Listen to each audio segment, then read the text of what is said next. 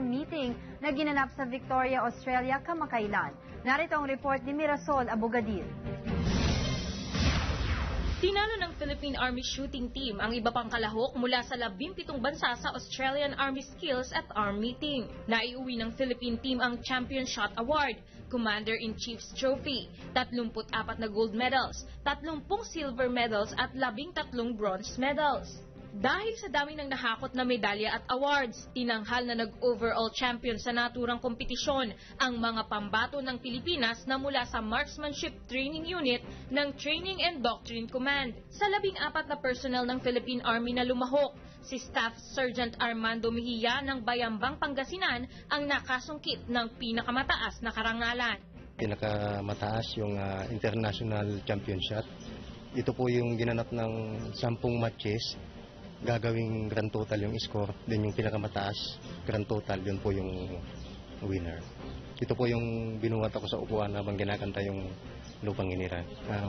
Siyempre, proud po tayo bilang Pilipino at masayang-masaya po ako.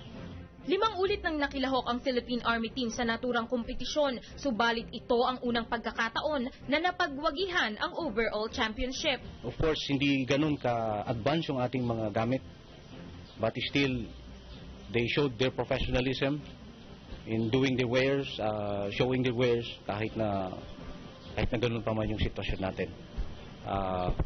Malamig doon, we were practicing at 34 degrees centigrade. Pumutok kami doon ng -2. Ayon kay Major Parungaw, patunay lamang ito na talagang world class ang mga sundalong Pilipino. The Chief of Army of Australia made me to report to him. Of course, tinanong niya sa akin kung paano kami nanalo at meron ba kaming special na ginawa. Ang sabi ko lang ay, sir, this is the time for us to win. And of course, the dedication of our soldiers, the discipline that they have showed, and of course, yung professionalism nila sa pinapagawa sa amin. Kasama ang Tarlac News Team, Mirasol Abogadil, UNTV News, Worldwide.